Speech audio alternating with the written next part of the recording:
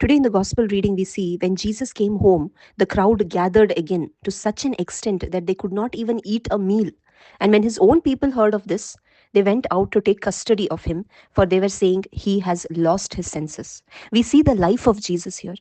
He always ministered to the crowds to such an extent that at times he couldn't even sit and have a meal. And we see that Jesus worked selflessly, tirelessly, not for himself but for the people.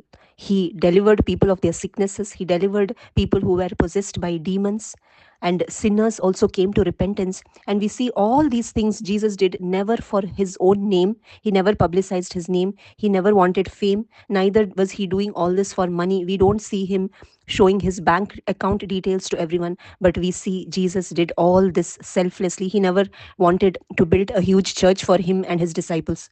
In all aspects, we see he denied himself, and that's why he says, I have come to serve, not to be served. And we see in the life of Jesus, his own people said that he has lost his senses.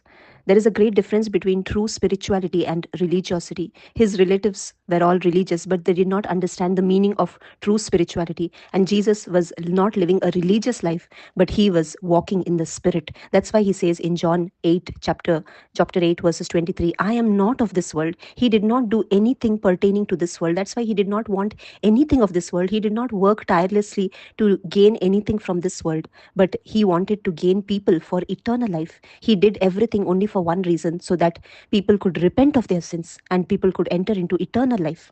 But today we see a completely different scenario. Many people, we all hold on to the name of Jesus, but our lives do not reflect the life of Jesus. And that's why we see in Timothy also, in the second letter to Timothy, chapter 3, it says that during the last days, men will be lovers of self, lovers of money, boastful, arrogant. And verses 4 and 5, it says, lovers of pleasure rather than lovers of God, holding to a form of godliness. My dear friends, today we see people have a form of godliness, but inside there is no self-denial. They have love of self, love of money, and love of pleasure. Today, my dear friends, we need to analyze ourselves. If we are true followers of Christ, we also need to follow the way Jesus lived. He never did anything to gain anything of this world. He denied himself in all aspects. Today, are we also following the way of Jesus, or are we just holding on to a form of outward godliness, but inwardly there is no conversion? Let us analyze ourselves. Thank you. God bless you.